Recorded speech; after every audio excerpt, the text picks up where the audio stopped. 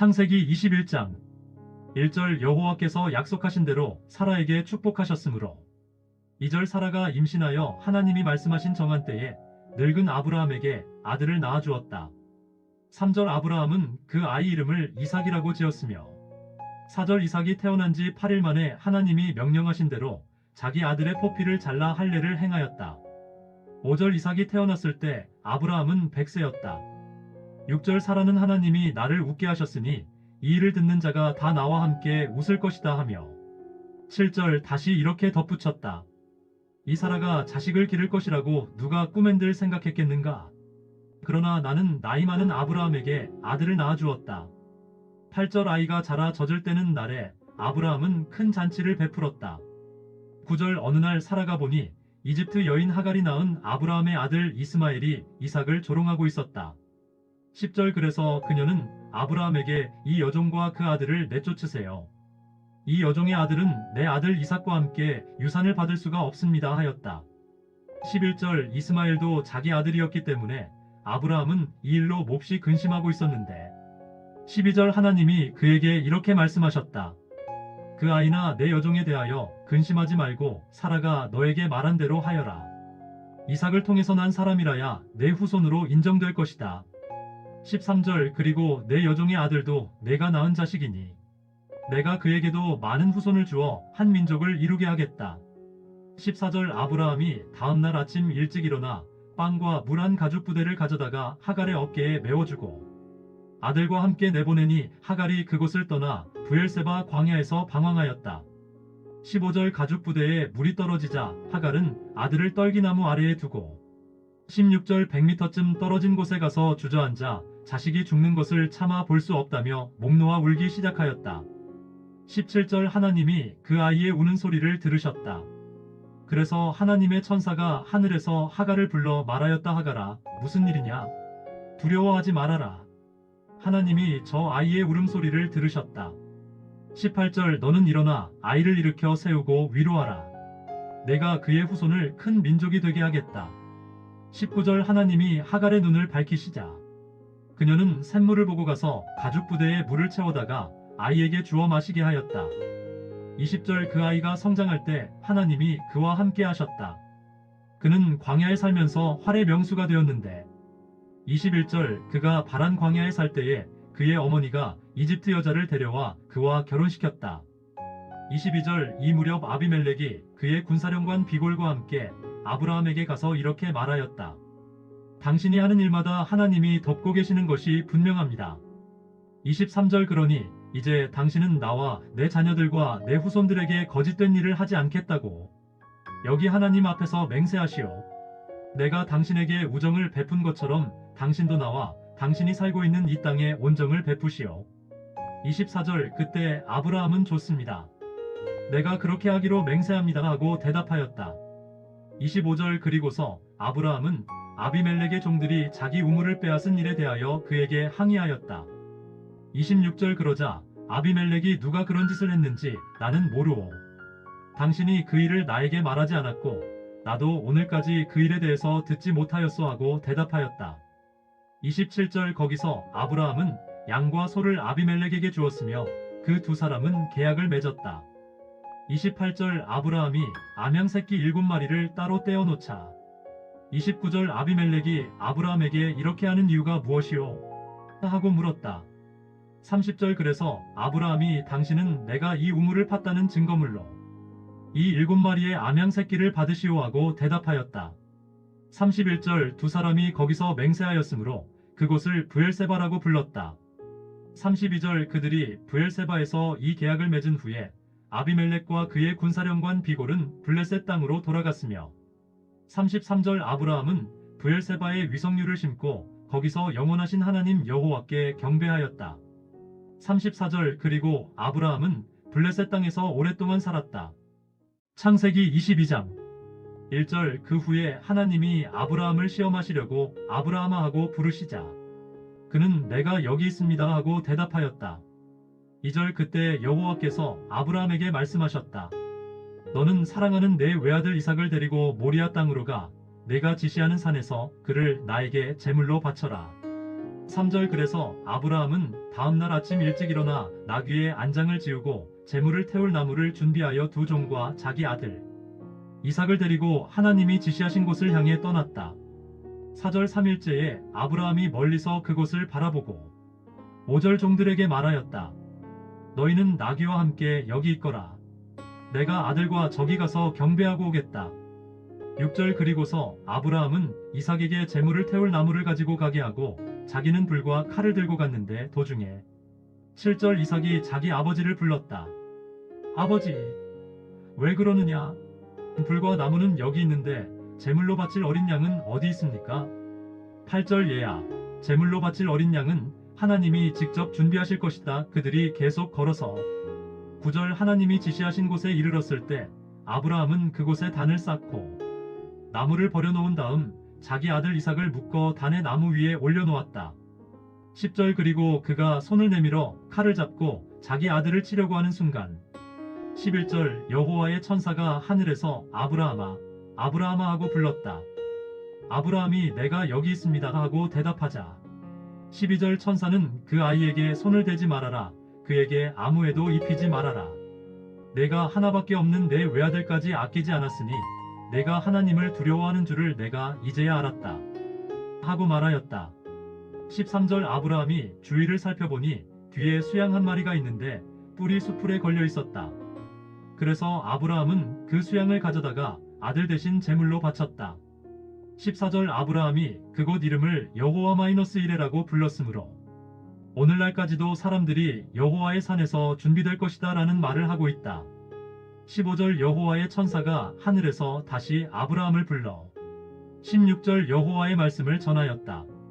내가 내 이름으로 맹세하지만 내가 이처럼 하나밖에 없는 내 아들까지 아끼지 않았으므로 17절 내가 너에게 한없는 복을 주어 내 후손을 하늘의 별과 바닷가의 모래알처럼 많게 하겠다. 내 후손들이 그 원수들을 정복할 것이다. 18절 그리고 내가 나에게 순종하였으므로 내 후손을 통해 세상의 모든 민족이 복을 받을 것이다. 19절 그리고서 아브라함은 자기 종들에게 와서 그들과 함께 브엘세바로 돌아와 거기서 살았다. 20절 얼마 후에 아브라함은 밀가가 자기 동생 나홀에게 8명의 자녀를 낳아준 소식을 듣게 되었다. 21절 그들은 장남 우스와 그 동생 부스, 아람의 아버지인 그무엘, 22절에서 23절 게셋, 하소, 빌다스, 이들랍, 리브가의 아버지인 부두엘이었다. 24절 그리고 나홀의 첩인 르우마도 데바와 가함과 다하스와 마아가를 낳았다. 창세기 23장 1절 사라는 127세까지 살다가 2절 가나안 땅의 헤브론 곧 기럇 아르바에서 죽었다. 아브라함이 그녀의 죽음을 슬퍼하며 울다가 3절 그 시체 곁에서 일어나 햇사람들에게 가서 말하였다. 4절 나는 당신들 가운데 살고 있는 나그네이며 이방인입니다. 죽은 내 아내를 묻을 매장지를 나에게 좀 파십시오. 5절 그러자 그들이 아브라함에게 대답하였다. 6절 당신은 우리 가운데 사는 위대한 지도자입니다. 우리 묘지 중에서 제일 좋은 것을 택하여 당신의 아내를 장사하십시오. 당신이 죽은 아내를 장사하겠다는데 자기 묘지를 아낄 사람이 우리 가운데는 아무도 없습니다. 7절 그때 아브라함이 일어나 그들 앞에 허리를 굽히며 말하였다. 8절에서 9절 당신들이 기꺼이 이곳에 내 아내를 장사하도록 허락해 주신다면 소알의 아들 에브론에게 부탁하여 그의 반머리에 있는 막벨라 굴을 나에게 팔아 우리 가족의 매장지가 되게 해 주십시오. 물론 충분한 값을 지불해 드리겠습니다. 10절 이때 에브론이 성문 집회 장소에서 다른 햇사람들과 함께 앉아 있다가 그곳이 모인 사람들이 다 듣는 데서 이렇게 말하였다. 11절 제발 그렇게 하지 마시고 내 말을 들으십시오. 내가 내 동족들 앞에서 그 밭과 굴을 당신에게 드릴 테니 당신의 죽은 아내를 거기 장사하십시오. 12절 그러나 아브라함은 햇사람들 앞에 다시 몸을 굽히고 13절 모든 사람이 듣는 데서 에브론에게 말하였다. 아닙니다. 내가 그 땅값을 지불하겠습니다. 아무쪼록 그것을 받으시고 죽은 내 아내를 장사할 수 있게 해주십시오. 14절 그러자 에브론은 다시 아브라함에게 15절 제발 내 말을 들으십시오. 땅값은 은 4.5kg이지만 나와 당신 사이에 그것이 무슨 말씀입니까?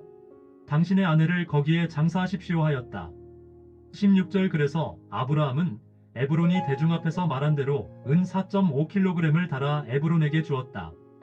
17절에서 18절 그래서 마므레 앞 막벨라에 있는 에브론의 밭과 그 속의 굴과 밭 언저리에 둘러있는 모든 나무들이 그곳에 모인 모든 햇사람들 앞에서 다 아브라함의 소유가 되었다. 19절 그리고서 아브라함은 자기 아내 사라를 가나안 땅의 마므레 앞 막벨라 밭에 있는 굴에 장사하였다. 20절 이렇게 해서 햇사람들은 그 밭과 그 속의 굴을 아브라함에게 매장지로 양도하였다. 창세기 24장 1절 아브라함이 이제 나이 많아 늙었고 여호와께서는 모든 일에 그를 축복하셨다. 2절 어느 날 아브라함은 자기 집 재산을 맡아 관리하는 제일 나이 많은 종에게 말하였다. 너는 손을 내 허벅지 밑에 넣고 3절 내 아들을 이곳 가나안 여자와 결혼시키지 않겠다고 천지의 하나님이신 여호와의 이름으로 맹세하라. 4절 너는 내 고향의 친척들에게 가서 내 아들 이삭의 신부감을 구하여라. 5절 그러나 그 종은 여자가 나를 따라 이 땅으로 오려고 하지 않으면 어떻게 합니까? 그땐 내가 주인의 아들을 데리고 주인이 나오신 땅으로 돌아가야 합니까? 하고 물었다. 6절 그때 아브라함이 그에게 대답하였다. 너는 내 아들을 데리고 그리로 돌아가지 말아라. 7절 하늘의 하나님 여호와께서 내 아버지의 집과 고향 땅에서 나를 떠나게 하시고 이 땅을 내 후손에게 주겠다고 엄숙히 약속하셨다. 그가 자기 천사를 내 앞서 보내실 것이다. 너는 거기서 내 아들의 신부감을 구하여라. 8절 만일 그 여자가 너를 따라오려고 하지 않으면 너는 이 맹세와 아무런 상관이 없다. 그러나 무슨 일이 있어도 너는 내 아들을 그리로 데려가서는 안 된다. 9절 그래서 그 종은 자기 주인 아브라함의 허벅지 아래 손을 넣고 그렇게 자기로 맹세하였다. 10절 그 종은 주인의 낙타 10마리에 여러 가지 좋은 물건을 싣고 메소포타미아로 가서 나홀이 사는 성에 이르러 11절 그 성 밖에 있는 우물 곁에 낙타들을 쉬게 하였다. 때는 여자들이 물을 기르러 오는 저녁 무렵이었다. 12절 거기서 그는 이렇게 기도하였다. 우리 주인 아브라함의 하나님 여호와여, 내가 맡은 일을 성공적으로 수행할 수 있게 하셔서 나의 주인 아브라함에게 은혜를 베푸소서. 13절 내가 이 우물 곁에 서 있다가 마을 여자들이 물을 기르러 오면 14절 내가 한 처녀에게 항아리를 기울여 물을 좀 마시게 해주시겠소? 하고 물어보겠습니다. 이때 만일 그녀가 마시세요. 내가 당신의 낙타에게도 물을 주겠습니다. 하고 대답하면 그 여자가 바로 주께서 주의 종 이삭을 위해 정하신 사람이 되게 하소서. 이런 일이 있으면 주께서 내 주인에게 은혜 베푸셨음을 내가 알겠습니다. 15절 그가 미처 기도를 끝내기도 전에 리브가라는 처녀가 물 항아리를 어깨에 메고 나왔다. 그녀는 아브라함의 동생인 나홀과 그의 아내 밀가가 낳은 부두엘의 딸로서 16절 지금까지 남자를 가까이 하지 않은 아주 아름다운 처녀였다. 그녀가 우물로 내려가서 물 항아리에 물을 채워가지고 올라오자 17절 그 종은 달려가서 그녀를 만나 항아리에 물을 좀 주시겠소? 하고 물었다. 18절 그러자 그녀는 마시세요 하며 급히 물 항아리를 내려 마시게 하였다. 19절 그가 물을 다 마셨을 때 그녀는 내가 물을 길어와 당신의 낙타들에게도 실컷 먹이겠습니다 하고 20절 급히 항아리에 물을 구유에 붓고 다시 우물로 달려가서 물을 깃고 또 길어 모든 낙타들이 실컷 마실 때까지 그렇게 하였다. 21절 한편 그 사람은 여호와께서 그의 길을 잘 인도하셨는지 알아보기 위해 그녀를 묵묵히 지켜보고 있었다. 22절 낙타가 물을 다 마셨을 때 그는 5.7g의 금고리 1개와 114g의 금팔찌 1쌍을 그녀에게 주면서 23절 아가씨는 누구 딸이오? 아가씨 집에 우리가 잘만한 방이 있소? 하고 물었다. 24절 그러자 그녀가 내 아버지는 부두엘이며 할아버지는 나홀이고 할머니는 밀가입니다 하며 25절 다시 이렇게 덧붙였다. 우리 집에는 낙타가 먹을 집과 먹이가 충분히 있고 또 주무실 방도 있습니다. 26절 그때 그 사람은 머리를 숙여 여호와께 경배하고 27절 이렇게 말하였다. 나의 주인 아브라함의 하나님 여호와를 찬양합니다. 주께서는 내 주인에게 주의 자비와 신실하심을 버리지 않으시고 나를 곧장 내 주인의 동생 집으로 인도하셨습니다. 28절 리브가가 집으로 달려가서 이 일을 가족에게 말하자 29절에서 30절 그녀의 오빠 라반은 자기 동생이 받았다는 금고리와 팔찌를 보고 또 그 사람이 자기 동생에게 한 말을 전해 듣고 우물로 달려갔는데 이때 그 사람은 우물과 낙타 곁에 서 있었다. 31절 라반이 그에게 나와 함께 집으로 들어갑시다. 당신은 여호와의 축복을 받은 사람인데 어째서 밖에 서 계십니까? 당신이 쉴 방과 낙타를 둘 장소를 내가 이미 마련해 놓았습니다 하고 말하므로 32절 그 사람은 집으로 따라 들어갔다. 그래서 라반은 낙타의 짐을 부리며 낙타에게 집과 먹이를 주고 그 사람과 그와 함께 온 사람들에게 발 씻을 물을 주었다. 33절 그 앞에 음식을 차려놓자 그 사람은 내가 이곳에 온 용건을 말하기 전에는 아무것도 먹지 않겠습니다 하였다. 그래서 라반이 좋습니다. 용건을 말씀해 보십시오 하자 34절 그가 용건을 말하기 시작하였다. 나는 아브라함의 종입니다. 35절 여호와께서는 내 주인을 크게 축복하셔서 그를 부자가 되게 하시고 그에게 많은 소와 양과 은과 금과 남녀 종들과 낙타와 나귀를 주셨습니다. 36절 그리고 내 주인의 아내 사라가 나이 많아 주인에게 아들을 낳아주자 주인이 모든 재산을 그 아들에게 주었습니다. 37절 주인은 나에게 맹세까지 시키며 이렇게 말했습니다. 너는 내 아들의 신부감을 가나안 여자 중에서 구하지 말고 38절 내 고향의 친척들에게 가서 구하여라. 39절 그래서 내가 주인에게 만일 여자가 나를 따라오려고 하지 않으면 어떻게 합니까? 하고 묻자 40절 주인이 이렇게 대답했습니다. 내가 섬기는 여호와께서 그의 천사를 너와 함께 보내 너를 잘 인도하실 것이다. 너는 내 고향 친척 중에서 내 아들의 신부감을 구하여라. 41절 내가 내 친척 집이 갔는데도 만일 그들이 신부감을 보내지 않으면 그때 너는 내가 맹세한 것과 아무 상관이 없다. 42절 나는 오늘 우물가에서 이런 기도를 했습니다. 내 주인 아브라함의 하나님 여호와여 주의 뜻이라면 내가 하고자 하는 일이 잘 되게 하소서. 43절 내가 이 우물 곁에 섰다가 처녀가 물을 기르러 오면 항아리의 물을 좀 마시게 해달라고 부탁하겠습니다. 44절 만일 그녀가 나에게 물을 마시게 하고 낙타에게도 물을 길어다 주겠다고 말하면 그 여자가 내 주인의 아들을 위해 주께서 정하신 사람이 되게 하소서. 45절 내가 마음속으로 이 기도를 미처 마치기도 전에 리브가가 물 항아리를 어깨에 메고 우물로 내려가서 물을 길었습니다. 그래서 내가 그녀에게 물 좀 마십시다 하자 46절 그녀가 급히 물 항아리를 어깨에서 내리며 마시세요. 내가 당신의 낙타에게도 물을 주겠습니다 하고 말했습니다. 그래서 내가 물을 마셨는데 그녀는 또 낙타에게도 물을 주었습니다. 47절 그때 내가 그녀에게 아가씨는 누구 딸이요? 하고 물었더니 그녀가 내 아버지는 부두엘이며 할아버지는 나홀이고 할머니는 밀가입니다 하고 대답하였습니다. 그래서 내가 그녀에게 코걸이를 달아주고 팔찌도 끼워주었습니다. 48절 그리고서 나는 머리를 숙여 여호와께 경배하고 나를 곧장 내 주인의 동생 집으로 인도하여 주인의 아들을 위해 신부감을 구하게 하신 내 주인 아브라함의 하나님 여호와를 찬양하였습니다.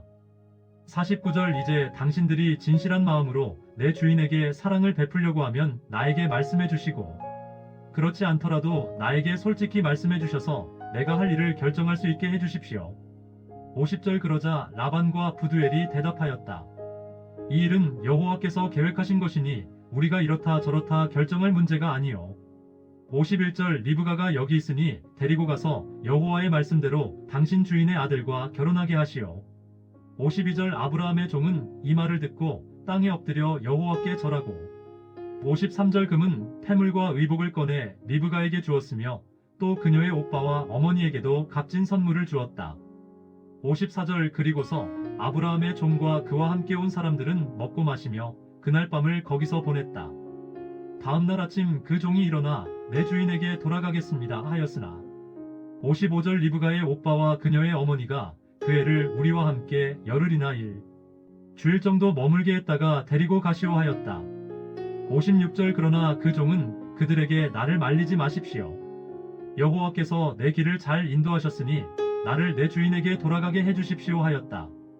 57절 그들은 우리가 그 애를 불러 그 일에 대해서 물어보겠소 하고 58절 리브가를 불러 네가 이 사람과 함께 가겠느냐 하고 물었다.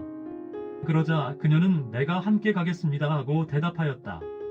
59절 그래서 그들은 리브가와 그녀의 유모를 아브라함의 종과 그와 같이 온 사람들과 함께 보내며 60절 그녀에게 이렇게 축복하였다. 우리 누이여, 내가 수천만의 어머니가 되기를 바라며 내 후손들은 그 원수들을 정복하기 원하노라.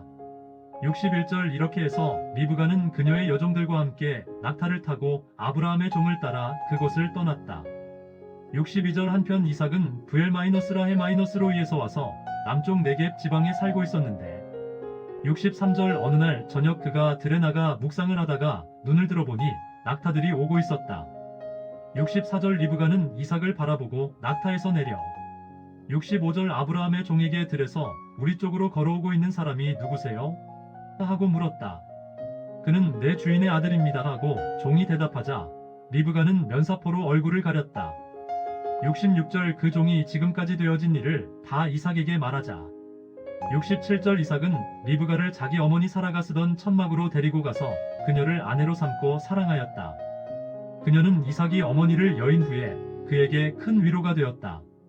창세기 25장 1절 아브라함은 그두라라는 또 다른 여자와 결혼하였다. 2절 그녀는 시므란, 욕산, 무단, 미디안, 이스박, 수아를 낳았으며 3절 욕산은 스바와 드단을 낳았는데 드단의 자손들은 아수르족, 르두시족, 르움미족이 되었다. 4절 그리고 미디안의 아들은 에바, 에벨, 한옥, 아비다, 엘다하였다. 이상은 모두 그두라의 자손들이었다. 5절 아브라함은 그의 모든 재산을 이삭에게 주었으며 6절 자기 서자들에게도 재물을 주어 그들이 이삭을 떠나 동쪽 지방에 가서 살게 하였다. 7절 아브라함이 늙고 나이 많아 175세에 숨을 거두자 8절에서 9절 그의 아들 이삭과 이스마엘이 그를 햇사람 소알의 아들 에브론의 밭에 있는 마물에 암막벨라 굴에 장사하였다. 10절 그 땅은 아브라함이 햇사람들에게서 산 밭인데 아브라함과 사라가 함께 거기에 묻혔다. 11절 아브라함이 죽은 후에 하나님이 그의 아들 이삭을 축복하셨으며 이삭은 브엘마이너스라헤마이너스로이 근처에서 살았다. 12절 사라의 여종 이집트인 하갈이 아브라함에게 낳은 아들 이스마엘의 자손은 이렇다. 13절 이스마엘의 장남은 느바요시며 그 다음은 게달, 압부엘, 밉삼, 14절 미스마, 두마, 마사, 15절 하닷, 데마, 여둘, 나비스, 게드마였다. 16절 이 사람들은 12종족의 조상이 되었으며 이들의 이름은 그들의 마을과 부락 이름을 딴 것이었다. 17절 이스마엘은 137세에 죽었으며 18절 그의 자손들은 하윌라에서부터 술까지 아시리아로 향하는 이집트 동쪽 지방에 흩어져 아브라함의 다른 자손들과 적대감을 가지고 살았다. 19절 아브라함의 아들 이삭에 대한 이야기는 이렇다. 20절 이삭은 40세에 메소포타미아 출신의 아람 사람 부두엘의 딸이며 라반의 누이 동생인 리브가와 결혼하였다. 21절 리브가가 아이를 낳지 못하여 이삭이 여호와께 기도하자 여호와께서 그 기도를 들어주셨다. 그래서 리브가가 임신하게 되었는데 22절 뱃속에서 아이들이 서로 싸우고 있었다. 리브가가 어째서 나에게 이런 일이 있는가 하고 여호와께 물으러 가자 23절 여호와께서 그녀에게 이렇게 말씀하셨다. 두 국민이 내 뱃속에 있구나. 두 민족이 내 태중에서 나누어질 것이니 한 민족이 다른 민족보다 강할 것이며 형이 동생을 섬기리라. 24절 해산하게 되었을 때 그녀의 태에는 쌍둥이가 있었다. 25절 먼저 나온 아이는 마치 털옷을 입은 것처럼 전신이 불그스름한 털로 덮여 있어서 그 이름을 에서라 하였고 26절 나중에 나온 그의 동생은 손으로 에서의 발꿈치를 꽉 잡았으므로 그 이름을 야곱이라고 하였다. 리브가가 그들을 낳았을 때 이삭은 60세였다. 27절 그 아이들이 자라 에서는 능숙한 사냥꾼이 되어 들을 좋아하였고 야곱은 조용한 사람이어서 집에 머물러 있기를 좋아하였다. 28절 이삭은 에서가 사냥해 온 고기를 좋아하였으므로 그를 사랑하였고 리브가는 야곱을 사랑하였다. 29절 하루는 야곱이 축을 쓰고 있었다. 그런데 에서가 사냥을 하고 돌아와서 30절 야곱에게 배가 고파 죽겠으니 그 붉은 죽을 좀 다오하였다. 그래서 에서에게는 붉다는 뜻을 지닌 에돔이라는 별명이 붙게 되었다. 31절 이때 야곱이 먼저 형의 장자권을 나에게 파시오하자 32절 에서가 내가 죽게 되었는데 이 장자권이 무슨 소용이 있겠느냐 하고 대답하였다. 33절 그러나 야곱은 장자권을 다시 주장하지 않겠다고 나에게 맹세하시오하였다. 그래서 에서는 야곱에게 맹세하고 장자권을 그에게 팔았다. 34절 야곱이 에서에게 빵과 팥죽을 주자 에서는 먹고 마신 후에 일어나 갔다. 그는 장자권을 가볍게 생각했던 것이다. 창세기 26장 1절 아브라함의 때에 있었던 것과 같은 흉년이 그 땅에 다시 들자 이삭은 블레셋 왕 아비멜렉이 사는 그랄로 갔다. 2절 그때 여호와께서 그에게 나타나 말씀하셨다. 너는 이집트로 내려가지 말고 내가 지시하는 대로 이 땅에 머물러 있거라. 3절 내가 이 땅에서 살면 내가 너와 함께하여 너를 축복하고 이 모든 땅을 너와 내 후손에게 주겠다. 내가 내 아버지 아브라함에게 약속한 것을 지켜 4절 내 후손들을 하늘의 별처럼 많게 하며 이 모든 땅을 그들에게 주겠다. 내 후손을 통해서 세상의 모든 민족이 복을 받을 것이다. 5절 이것은 아브라함이 나에게 순종하였고 나의 법과 명령을 지켰기 때문이다. 6절 그래서 이삭은 그 발에서 살았다. 7절 그곳 사람들이 그의 아내에 대해 물으면 그는 자기 아내를 누이 동생이라고 하였다. 그가 이렇게 말한 것은 리브가가 아름다움으로 그곳 사람들이 그녀를 탐내서 자기를 죽일지도 모른다고 생각했기 때문이었다. 8절 이삭은 그곳에 오랫동안 살았는데 어느 날 이삭이 그의 아내 리브가를 껴안고 있는 것을 블레셋 왕 아비멜렉이 창문으로 보게 되었다. 9절 그래서 아비멜렉이 이삭을 불러 그녀가 분명히 당신의 아내인데도 어째서 당신은 그녀를 누이 동생이라고 하였소? 하고 따져 물었다. 이삭이 그에게 그녀를 내 아내라고 말하면 내가 죽임을 당하게 될 것이라고 생각했기 때문입니다. 하고 대답하자 10절 아비멜렉이 말하였다. 당신은 어째서 우리에게 이런 짓을 하였소? 하마터면 내 백성 중 하나가 당신 아내를 가까이 하여 당신 때문에 우리가 죄를 지을 뻔하였소. 11절 그리고서 아비멜렉은 모든 백성들에게 이 사람과 그의 아내를 괴롭히는 자는 누구든지 죽임을 당할 것이다 하고 경고하였다. 12절 이삭은 그 땅에 농사를 지었다. 여호와께서 축복하심으로 그 해에 100배의 결실을 얻었고 13절 점점 번창하여 마침내 큰 부자가 되었다. 14절 그에게 양과 소와 종들이 많아지자 블레셋 사람들이 그를 시기하여 15절 아브라함이 살아있을 당시 그의 아버지 아브라함의 종들이 판 우물들을 모조리 흙으로 메워버렸다. 16절 이때 아비멜렉이 이삭에게 당신은 우리에게 너무 강력한 사람이 되었소. 어서 우리를 떠나시오 하였다. 17절 그래서 이삭은 그곳을 떠나 그랄 골짜기에 천막을 치고 거기에 정착하여 18절 그의 아버지 아브라함 때에 팠던 우물들을 다시 팠는데 이것들은 아브라함이 죽은 후에 블레셋 사람들이 막은 우물들이었다. 이삭은 그 우물들의 이름을 자기 아버지가 부르던 대로 불렀다. 19절 이삭의 종들이 골짜기에 우물을 파서 샘의 물줄기를 찾았으나 20절 그랄의 목자들이 이삭의 목자들과 다투며 이 우물은 우리 것이다 하고 주장하였다. 그래서 이삭은 그 우물 이름을 다툼의 우물이라고 지었다. 21절 이삭의 종들은 또 다른 우물을 팠다. 그랄의 목자들이 그것도 자기들 것이라고 우김으로 이삭은 그 우물 이름을 적대의 우물이라고 지었다. 22절 이삭이 기기서 옮겨 또 다른 우물을 파자 그들이 더 이상 다투지 않았으므로 이삭은 그 우물 이름을 넓은 우물이라고 짓고 여호와께서 우리에게 넓은 장소를 주셨으니 이제는 우리가 번창할 것이다 하고 말하였다. 23절 이삭은 거기서 부엘세바로 올라갔다. 24절 그런데 그날 밤 여호와께서 그에게 나타나 말씀하셨다. 나는 내 아버지 아브라함의 하나님이다. 너는 두려워하지 말아라. 내 종 아브라함을 생각해서 내가 너와 함께하여 너를 축복하고 내 자손을 번성하게 하겠다. 25절 그래서 이삭은 그곳에 단을 쌓아 여호와께 경배하고 거기에 천막을 쳤으며 그의 종들은 거기서도 우물을 팠다. 26절 이때 그랄에서 아비멜렉이 그의 고문 아우삭과 군사령관 비골과 함께 이삭을 찾아왔다.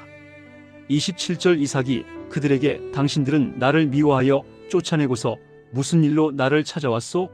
하고 묻자 28절 그들이 이렇게 대답하였다. 우리는 여호와께서 당신과 함께 계시는 것은 분명히 보았소. 그래서 우리가 당신과 계약을 맺는 것이 필요하다고 생각하였소. 이제 당신과 우리 사이에 계약을 맺읍시다.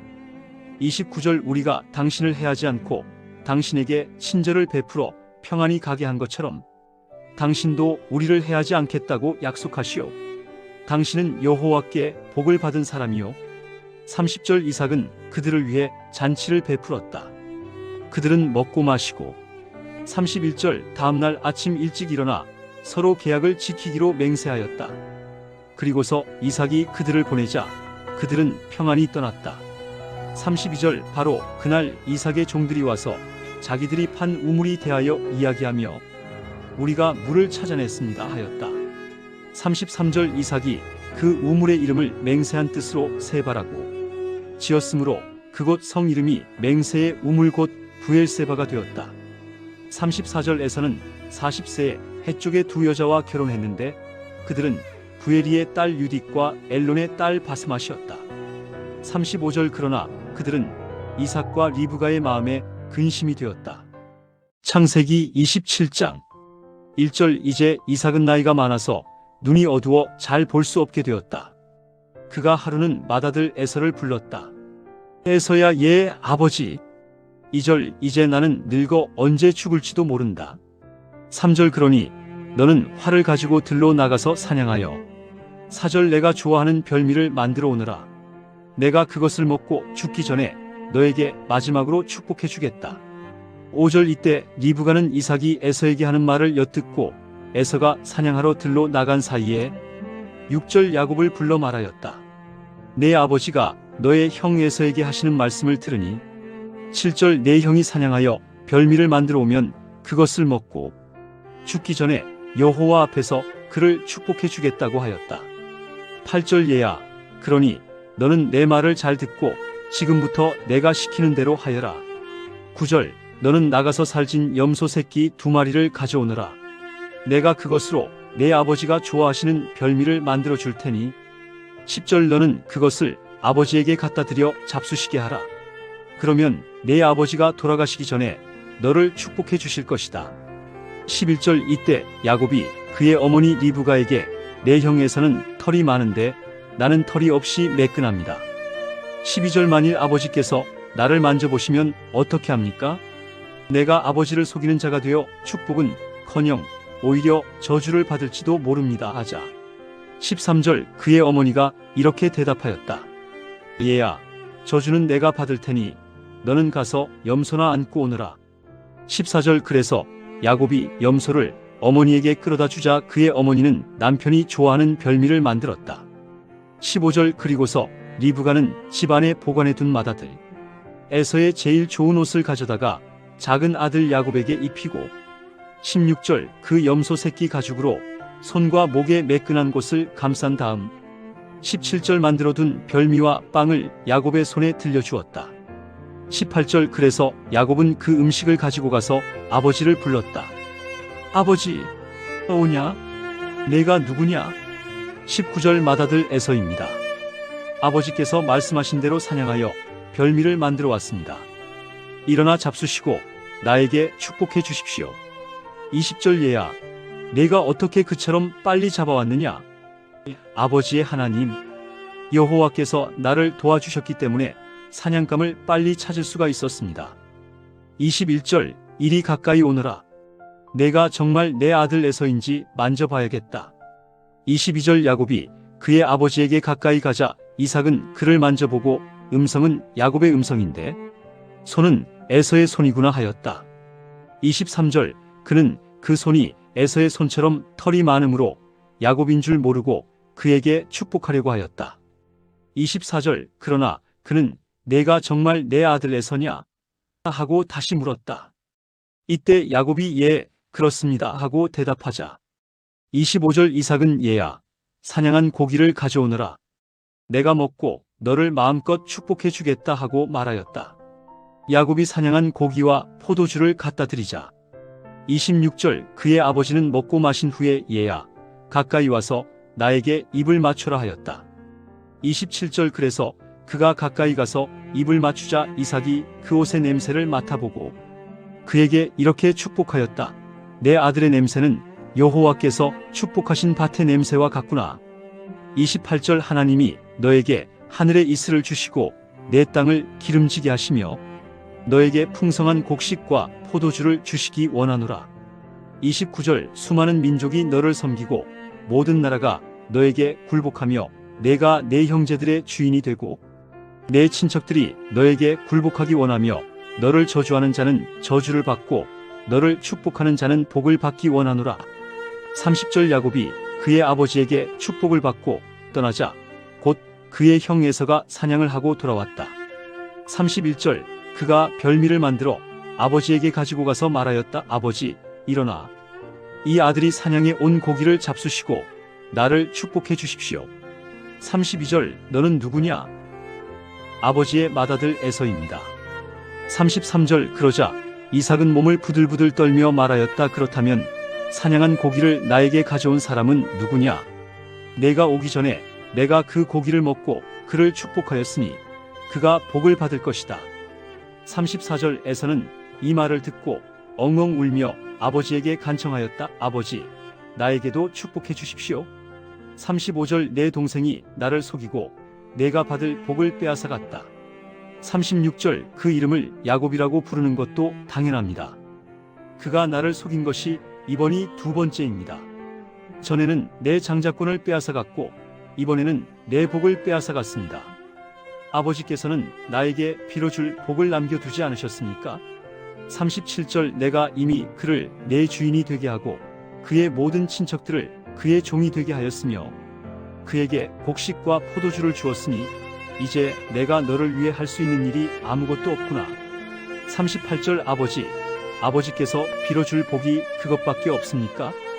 아버지, 나에게도 축복해 주십시오 하고 에서가 울며 간청하자 39절 아버지가 이렇게 대답하였다. 내가 사는 땅은 기름지지 않고 하늘에 이슬이 내리지 않을 것이며 40절 내가 칼을 믿고 살 것이나 내 동생을 섬길 것이다.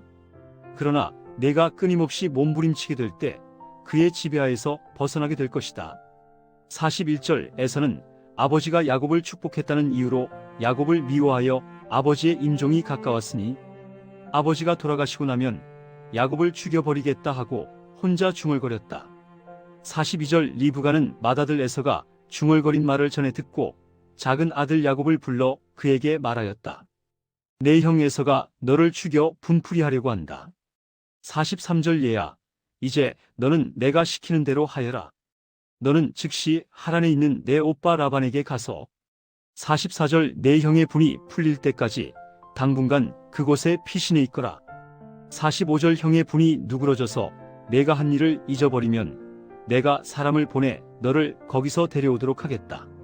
내가 무엇 때문에 너희 둘을 한날에 잃어야 하겠느냐? 46절 그리고서 리브가는 이삭에게 말하였다. 내가 이 헨 여자들 때문에 사는 것이 지긋지긋할 지경인데 만일 야곱이 이 땅의 헨 여자와 결혼한다면 내가 무슨 낙으로 살겠습니까? 하였다.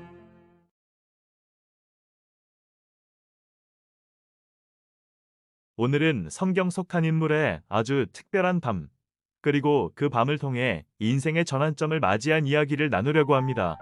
혹시 지금 혼자라고 느끼시나요? 미래가 막막하고 어디로 가야 할지 몰라 두려운 마음이 드시나요? 그렇다면 오늘 야곱의 이야기가 여러분에게 큰 위로와 희망이 될 거라고 믿습니다.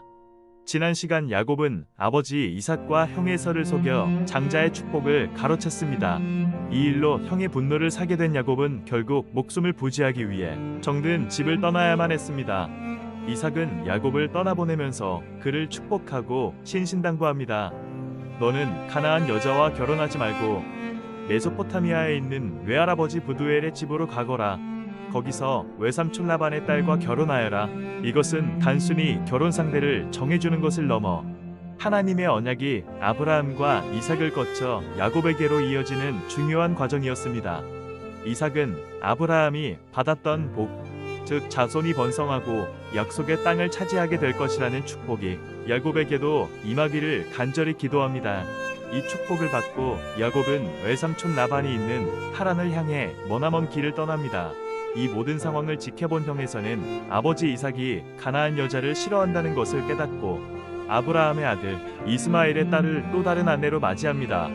아버지의 마음을 얻어보려는 행동이었지만 이는 하나님의 뜻과는 거리가 먼 인간적인 방법에 불과했습니다. 한편 야곱은 브엘세바를 떠나 하란으로 향하는 길 위에 있었습니다. 부모님의 품을 떠나 완전히 혼자가 된 것입니다. 그가 가진 것이라고는 지팡이 하나뿐이었습니다. 수백 킬로미터에 달하는 여정. 낮에는 뜨거운 태양과 싸우고 밤에는 추위와 맹수의 위협에 시달려야 했습니다. 그렇게 며칠을 걸었을까요? 어느덧 해가 지고 야곱은 길 위에서 하룻밤을 보내야 했습니다. 그는 근처에 있는 돌 하나를 가져다 베개 삼아 차가운 땅바닥에 누웠습니다. 여러분, 한번 상상해 보세요. 장밋빛 미래를 꿈꾸며 떠나는 여행이 아닙니다. 형의 복수를 피해 도망치는 신세입니다. 앞날은 한치 앞도 보이지 않고 곁에는 아무도 없습니다. 얼마나 외롭고 두렵고 서러웠을까요? 아마 야곱은 내가 왜 이런 짓을 했을까? 하나님은 정말 살아계신 걸까? 하는 후회의 의심으로 가득 찬 채 잠이 들었을지도 모릅니다.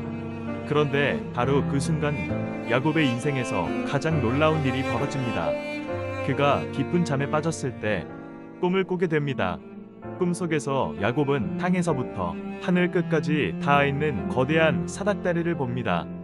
그리고 그 사닥다리 위로 하나님의 천사들이 오르락내리락 하고 있었습니다. 이것은 하늘과 땅이 단절되지 않고 연결되어 있다는 상징적인 장면이었습니다. 더욱 놀라운 것은 그 사닥다리 꼭대기에 여호와 하나님께서 서 계셨다는 사실입니다. 그리고 야곱에게 직접 말씀하기 시작하셨습니다. 나는 너의 할아버지 아브라함의 하나님, 너의 아버지 이삭의 하나님 여호와이다. 하나님은 먼저 자신이 누구신지를 밝히십니다. 이것은 야곱에게 네가 믿어왔던 바로 그 하나님이 지금 너와 함께 있다는 강력한 확신을 주는 말씀이었습니다.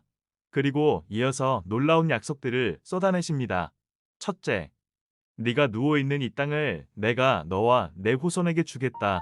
야곱이 지금 베개 삼아 누워있는 그 차가운 돌멩이 땅이 장차 그의 후손들이 살아갈 약속의 땅이 될 것이라는 약속입니다.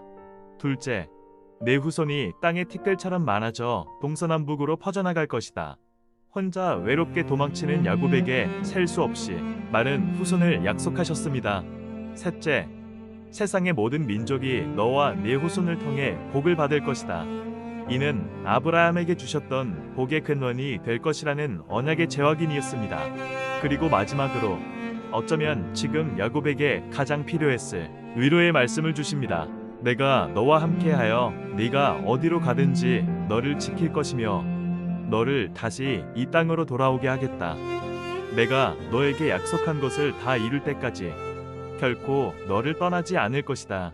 얼마나 놀라운 약속입니까? 지금 야곱은 혼자가 아니었습니다. 전능하신 하나님께서 그의 곁에서 그를 지키고 인도하시겠다고 약속하신 것입니다. 모든 것을 잃었다고 생각한 순간 야곱은 모든 것을 얻게 된 것입니다. 깊은 잠에서 깨어난 야곱은 온몸의 전율을 느꼈습니다. 그는 두려움에 떨며 이렇게 고백합니다. 여호와께서 정말 여기에 계셨구나. 그런데 나는 그것도 모르고 있었네. 얼마나 두려운 곳인가. 이곳은 다름 아닌 하나님의 집이여 하늘로 들어가는 문이로구나. 야곱이 메고 잤던 그 평범한 돌멩이가 그 황량한 광야가 더 이상은 그냥 광야가 아니었습니다. 그곳은 하나님을 만난 거룩한 장소, 베델 즉 하나님의 집이 된 것입니다. 야곱은 아침 일찍 일어나 자기가 베고 잤던 돌을 가져다가 기둥으로 세웁니다. 그리고 그 위에 기름을 붓습니다. 이것은 그 장소를 하나님께 거룩하게 구별하여 드린다는 의미였습니다. 그리고 그곳의 이름을 베델이라고 부릅니다. 이전에는 루스라고 불리던 이름 없는 장소가 이제는 하나님과의 만남을 기념하는 영원한 이름으로 바뀌게 된 것입니다. 그리고 야곱은 하나님께 서원 기도를 드립니다. 하나님, 만약 하나님께서 저와 함께 계셔서 제가 가는 이 길에서 저를 지켜주시고 먹을 것과 입을 것을 주시고 제가 무사히 아버지 집으로 돌아오게 해주신다면 여호와께서 저의 하나님이 되실 것입니다. 그리고 제가 기둥으로 세운 이 돌은 하나님의 집이 될 것이며 하나님께서 저에게 주시는 모든 것에서 10분의 1을 반드시 하나님께 드리겠습니다. 어떤 사람들은 이 서원을 보며 야곱이 하나님과 거래를 하려 한다고 생각할 수도 있습니다. 만약 해주신다면 이라는 조건부 기도처럼 보이기 때문입니다. 하지만 이 서원은 야곱의 믿음의 고백이었습니다. 그는 하나님께서 이미 약속하신 것들을 붙잡고 기도한 것입니다. 하나님께서 약속하신 대로 저를 지켜주실 것을 믿습니다. 그 믿음대로 이루어질 때 저는 하나님만을 저의 유일한 하나님으로 섬기겠습니다. 그리고 저의 삶 전부가 하나님의 거심을 고백하며 11조를 드리겠습니다. 이것은 하나님을 향한 야곱의 첫 번째 신앙 고백이자 그의 인생을 하나님께 드리겠다는 헌신의 약속이었습니다. 오늘 창세기 28장은 우리에게 중요한 메시지를 전합니다. 우리 인생에도 야곱처럼 홀로 광야에 서 있는 듯한 순간이 찾아올 수 있습니다. 모든 것이 무너져 내리고 미래가 캄캄하게 느껴지는 바로 그 순간 말입니다. 하지만 기억하십시오. 바로 그곳이 하나님을 만나는 베델이 될 수 있습니다. 우리가 가장 약하고 외로울 때 하나님은 가장 가까이에서 우리를 만나주시고 말씀해 주십니다. 두려워하지 말라. 내가 너와 함께함이라. 야곱의 이야기는 우리에게 소망을 줍니다. 그의 인생은 베델에서의 만남을 기점으로 완전히 달라집니다. 물론 그 이후에도 수많은 고난과 역경이 있었지만 그는 더 이상 혼자가 아니었습니다. 나와 함께 하시고 나를 지키시며 반드시 나를 돌아오게 하실 것이라는 하나님의 약속이 그의 삶을 이끌어가는 등대가 되었기 때문입니다. 여러분의 인생의 광야는 어디입니까? 지금 어떤 돌베개를 베고 누워 계십니까? 그곳에서 하늘을 향해 열린 사닥다리를 바라보시기 바랍니다. 그리고 여러분에게 말씀하시는 하나님의 음성에 귀를 기울여 보십시오. 그분은 여러분의 과거를 묻지 않으시고 여러분의 현재와 함께 하시며 놀라운 미래를 약속해 주시는 분입니다. 여러분의 인생의 모든 자리가 하나님을 만나는 거룩한 베델이 되기를 축복합니다.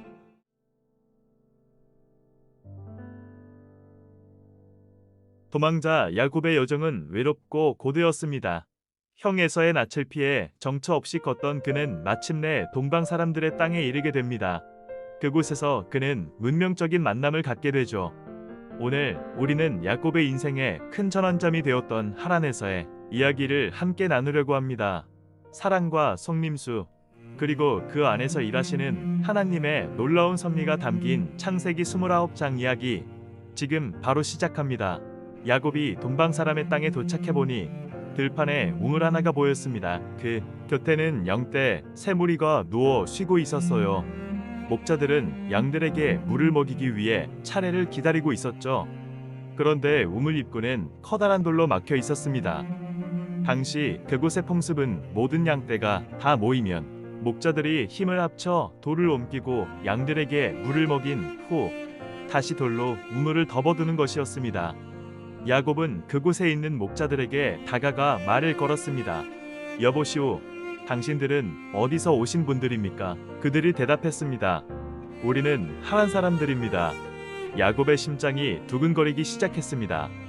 하란은 바로 어머니 리브가의 고향이었기 때문입니다. 야곱은 떨리는 목소리로 다시 물었습니다. 그러면 나홀의 손자 라반을 아십니까? 목자들은 망설임 없이 대답했습니다. 예, 잘 알고 있습니다. 야곱은 안도하며 그의 안부를 물었고 목자들은 그가 잘 지낸다고 답해 주었습니다. 바로 그때 한 목자가 저 멀리 손가락으로 가리키며 말했습니다. 저기 보십시오. 그의 딸 라헬이 양을 몰고 오고 있습니다. 야곱은 아직 해가 중천에 떠 있는데 왜 양들에게 물을 먹이고 다시 풀을 뜯기러 가지 않느냐고 물었습니다. 그러자 목자들은 모든 양떼가 모여야만 돌을 옮길 수 있다는 규칙을 다시 한번 설명해 주었습니다. 야곱이 그들과 대화하고 있는 사이 라헬이 아버지의 양들을 이끌고 우물가에 도착했습니다. 그녀는 아름답고 건강해 보였습니다. 야곱은 외삼촌 라반의 딸 라헬과 그녀가 모든 양떼를 보는 순간 가만히 있을 수가 없었습니다. 그는 혼자서 우물 아구를 막고 있던 그 거대한 돌을 번쩍 들어 옮겼습니다. 그리고 외삼촌의 양떼에게 정성껏 물을 먹여주었죠. 그 일은 결코 혼자서 하기 쉬운 일이 아니었지만 라헬을 본 야곱에게는 초인적인 힘이 솟아났던 것 같습니다. 이를 마친 야곱은 벅차오르는 감정을 주체하지 못하고 라헬에게 다가가 입을 맞추고는 큰 소리로 울기 시작했습니다. 오랜 여정의 서름과 어머니의 고향에 도착했다는 안도감, 그리고 아름다운 라헬을 만난 기쁨이 한꺼번에 터져 나온 것이었죠. 그는 울면서 자신이 그녀의 아버지 라반의 조카이며 리브가의 아들이라는 사실을 밝혔습니다. 깜짝 놀란 라헬은 서둘러 집으로 달려가 아버지에게 이 소식을 전했습니다. 자신의 누이 리브가의 아들, 즉 조카 야곱이 왔다는 소식을 들은 라반은 한걸음에 달려 나왔습니다. 그는 야곱을 보자마자 반갑게 껴안고 입을 맞추며 그를 집으로 데리고 들어갔습니다. 야곱은 그동안 자신에게 일어났던 모든 일들, 형, 예서를 속이고 장자의 축복을 받은 일부터 그를 피해 도망쳐야 했던 긴 여정까지 모두 털어놓았습니다. 모든 이야기를 들은 라반은 야곱을 따뜻하게 안아주며 말했습니다. 너야말로 정말 나의 살과 피를 나는 진짜 내 친척이구나. 그렇게 야곱은 외삼촌 라반의 집에서 지내게 되었습니다. 한 달쯤 지났을 때 라반이 야곱에게 제안했습니다. 내가 내 친척이라고 해서 대가 없이 내 일만 할 수는 없지 않느냐? 내게 품삯으로 무엇을 주면 좋겠는지 말해보아라. 라반은 야곱의 성실함을 이미 눈여겨보고 있었던 것입니다. 라반에게는 두 딸이 있었습니다. 언니는 레아였고 동생은 라헬이었습니다. 성경은 레아는 눈에 생기가 없었지만 라헬은 외모가 곱고 아름다웠다고 기록합니다. 야곱은 이미 첫눈에 라헬에게 마음을 빼앗긴 상태였습니다. 그는 주저없이 대답했습니다. 외삼촌의 작은 딸 라헬을 제 아내로 주신다면 제가 외삼촌을 위해 7년 동안 일하겠습니다. 고대 근동 사회에서 신부를 얻기 위해 신부의 아버지를 위해 일하는 것은 흔한 일이었습니다. 라반은 이 제안을 흔쾌히 받아들였습니다. 그 아이를 다른 사람에게 주는 것보다야 너에게 주는 것이 훨씬 낫지. 그러니 나와 함께 지내면서 일하거라. 야곱은 기뻤습니다. 사랑하는 라헬을 아내로 맞이할 수 있다는 생각에 앞으로의 7년이 전혀 길게 느껴지지 않았습니다. 성경은 야곱이 라헬을 사랑했기 때문에 7년이라는 세월을 불과 며칠처럼 여겼다고 말합니다. 사랑의 힘이 얼마나 위대한지를 보여주는 대목이죠. 드디어 7년의 세월이 흘렀습니다. 야곱은 라반에게 가서 당당하게 말했습니다. 약속하신 기한이 다 찼습니다.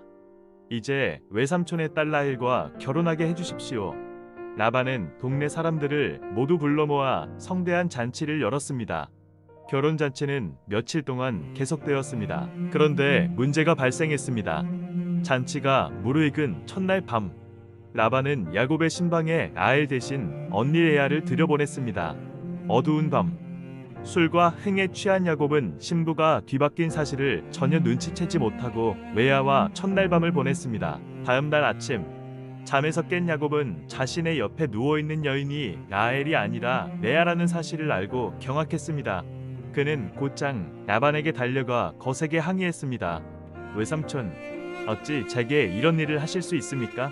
제가 라헬을 얻기 위해 7년간 외삼촌을 위해 일하지 않았습니까? 그런데 어째서 저를 속이셨습니까? 이것은 야곱이 과거 아버지 이삭을 속였던 일을 떠올리게 하는 장면입니다.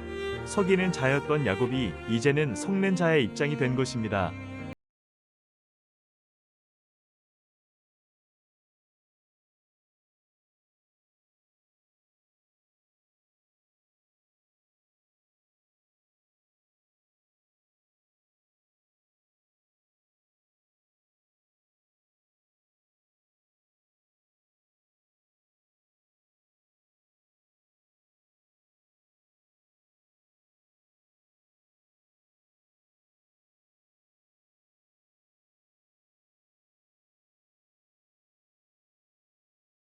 결혼 잔치 기간을 채운 후 하반의 약속대로 야엘도 아내로 맞이하게 되었습니다.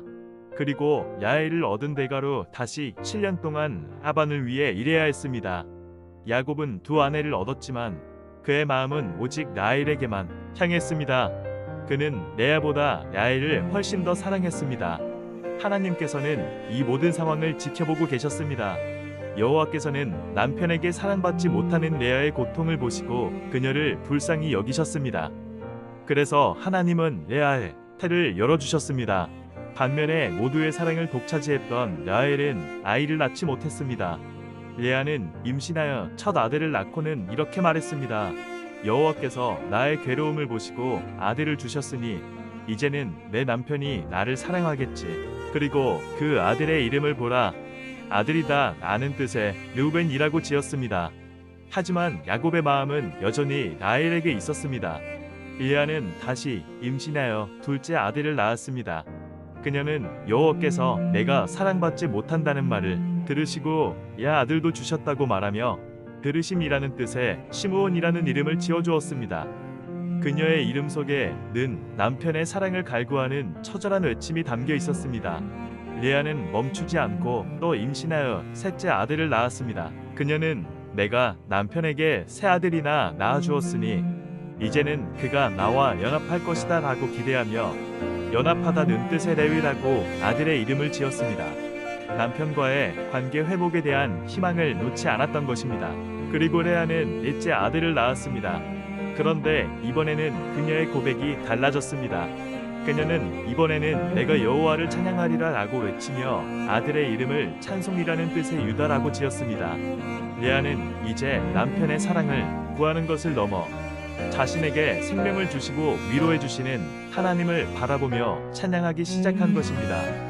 남편의 사랑을 받지 못하는 서러움 속에서도 하나님을 향한 믿음과 감사를 발견한 레아의 성숙한 신앙을 엿볼 수 있습니다. 그리고 그녀는 한동안 출산을 멈추었습니다.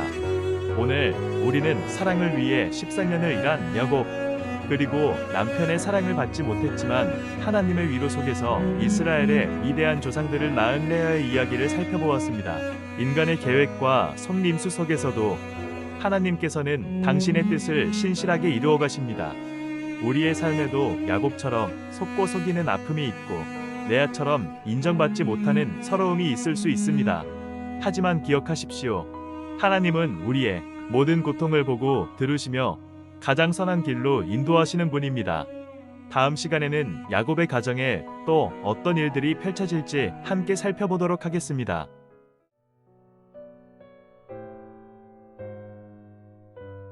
오늘은 창세기 30장, 야곱의 두 아내 레아와 라헬의 치열한 경쟁, 그리고 야곱이 마침내 부자가 되어 고향으로 돌아갈 준비를 하는 흥미진진한 이야기를 함께 나눠보겠습니다. 라헬은 언니 레아와 달리 야곱에게 아들을 낳아주지 못하자 마음속에 시기심이 가득 찼습니다. 결국 그녀는 남편 야곱에게 이렇게 소리쳤어요. 나에게도 자식을 낳게 해주세요. 그렇지 않으면 차라리 죽어버리겠어요. 이 말을 들은 야곱은 라헬에게 화를 내며 말했습니다. 내가 하나님이요? 당신이 아이를 낳지 못하게 하시는 분은 하나님인데 왜 나에게 그러시오? 그러자 라헬이 한 가지 제안을 합니다. 제 요종 비라와 잠자리에 드세요. 그래서 비라가 아이를 낳으면 그 아이를 통해 저도 자식을 가질 수 있을 거예요. 당시 문화에서는 여종이 낳은 아이를 여주인의 아이로 여기는 관습이 있었거든요. 결국 라헬은 자신의 시녀 비라를 야곱에게 첩으로 주었고 야곱이 비라와 잠자리를 같이 하자 비라는 임신하여 아들을 낳았습니다. 이때 라헬은 무척 기뻐하며 말했어요.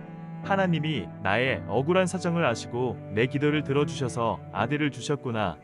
그리고 그 아들의 이름을 단이라고 지었습니다. 심판하다, 권리를 찾아주다 라는 뜻이죠. 곧이어 라헬의 시녀 비라가 다시 임신하여 야곱에게 둘째 아들을 낳아주었습니다. 그러자 라헬은 내가 언니와 정말 심하게 경쟁해서 이겼다 하고 외치며 그 아들의 이름을 납달리라고 지었어요. 경쟁이라는 의미를 담고 있죠.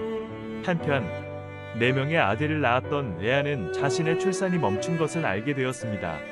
동생 라헬이 여종을 통해 아들 둘을 얻는 것을 보자 레아도 가만히 있을 수 없었죠. 그녀는 자신의 시녀 실바를 야곱에게 첩으로 주었습니다. 실바가 야곱에게 아들을 낳자 레아는 운이 좋다 하며 그 아이의 이름을 갓이라고 지었습니다. 행운이라는 뜻이에요. 얼마 후 실바가 또다시 둘째 아들을 낳자 레아는 정말 기쁘구나. 이제 다른 여자들이 나를 행복한 여자라고 부를 거야 라고 말하며 그 이름을 아셀이라고 지었습니다. 기쁨 또는 행복이라는 뜻이죠. 이렇게 두 아내의 대리모 경쟁을 통해 야곱은 순식간에 4명의 아들을 더 얻게 되었습니다. 그러던 어느 날 밀을 추수할 때쯤이었어요. 레아의 맏아들 르우벤이 들에 나갔다가 하판체라는 식물을 발견해서 어머니 레아에게 가져다 주었습니다. 하판체는 당시 임신의 효능이 있다고 알려진 식물이었습니다. 이 소식을 들은 라헬이 레아에게 달려와 간청했어요. 언니, 아들이 구해온 하판체를 저에게도 좀 주세요. 하지만 레아는 퉁명스럽게 쏘아붙였습니다. 네가 내 남편의 사랑을 빼앗아 간 것도 부족해서 이제 내 아들이 구해온 하판체마저 빼앗으려는 거냐? 레아의 마음속에 쌓여있던 서운함이 터져나온 거죠. 그러자 라헬이 뜻밖의 제안을 합니다. 만약 언니가 저에게 그 하판체를 주시면 오늘 밤은 언니가 남편과 함께 잘 수 있게 해드릴게요. 라헬은 아이를 낳고 싶은 마음이 너무나 간절했던 나머지 남편과의 하룻밤을 하판체와 맞바꾼 것입니다. 그날 저녁 야곱이 들에서 돌아오자 레아가 그를 맞으며 말했습니다. 오늘 밤에는 저와 함께 주무셔야 해요. 제 아들이 구해온 하판체로 그 대가를 치렀으니까요. 그래서 야곱은 그날 밤 레아와 잠자리를 같이 했습니다. 하나님께서는 레아의 간절한 기도를 들어주셨고 그녀는 다시 임신하여 야곱에게 5번째 아들을 낳았습니다. 레아는 내가 내 시녀를 남편에게 주었더니 하나님께서 그 보상을 해주셨다 하며 그 아들의 이름을 이사갈이라고 지었습니다. 값을 치르다 라는 의미를 담고 있죠. 놀랍게도 레아는 또다시 임신할 6번째 아들을 낳았습니다. 그녀는 기쁨에 차서 말했어요. 하나님이 나에게 정말 좋은 선물을 주셨구나. 내가 남편에게 아내를 6이나 낳아주었으니 이제는 그가 나를 정말 소중하게 여겨주겠지. 그리고 그 아들의 이름을 스불론이라고 지었습니다. 함께 거하다 라는 뜻으로 남편의 사랑을 갈구하는 그녀의 마음이 담겨 있었습니다. 그 후 레아는 딸도 하나 낳았는데 그 이름은 디나였습니다. 그때 하나님께서는 마침내 라헬을 기억하셨습니다. 그녀의 오랜 기다림과 눈물의 기도를 들으시고 그녀가 아이를 가질 수 있도록 태를 열어주셨습니다. 마침내 라헬은 임신하여 그토록 원하던 아들을 낳았습니다. 그녀는 하나님이 나의 부끄러움을 씻어주셨다. 하나님께서 나에게 또 다른 아들을 주시면 좋겠다라고 말하며 그 아이의 이름을 요셉이라고 지었습니다. 더하다라는 뜻으로 또 다른 아들을 향한 소망을 담은 이름이었죠. 라헬이 요셉을 낳은 후 야곱은 외삼촌 라반에게 이제 고향으로 돌아가고 싶다고 말했습니다. 제가 외삼촌을 위해 일한 대가로 얻은 제 아내들과 자식들을 데리고 떠나게 해주십시오. 제가 외삼촌을 위해 얼마나 열심히 일했는지는 외삼촌께서 더 잘 아시지 않습니까? 하지만 라반은 야곱을 붙잡고 싶었습니다. 자네 때문에 여호와께서 나에게 복을 주셨다는 걸 내가 경험으로 잘 알고 있네.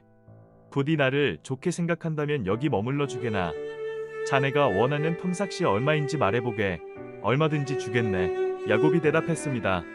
제가 외삼촌의 가축들을 어떻게 돌보았는지 잘 아실 겁니다.